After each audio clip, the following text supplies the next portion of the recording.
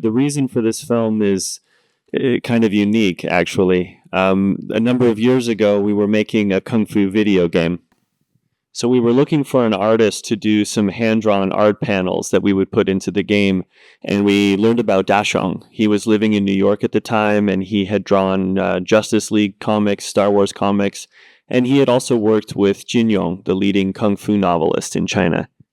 So we thought he'd be a great fit, and we brought him up to our studio in Toronto, and we were working together. And that's where we learned Dashong came from the same hometown as my wife and producing partner, Masha Loftus. So even though my wife was from the same hometown, she had a very different experience. She was the daughter of a government official in China, and she had never had any connection with any dissident groups or persecuted groups while she was living there.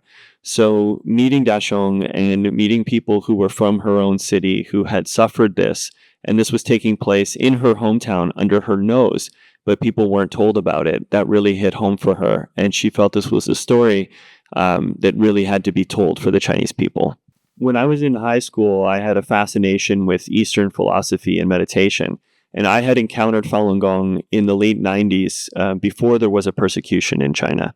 So in 1999, when the Communist Party banned Falun Gong and began persecuting it, I was still in high school, and I remember hearing this narrative from China. I knew very little about Chinese politics, but they were saying that Falun Gong was evil and dangerous, and they needed to get rid of it.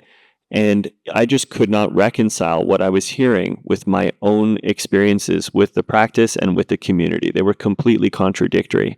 So that sparked an interest for me in the human rights in China, and in particular with the persecution of Falun Gong.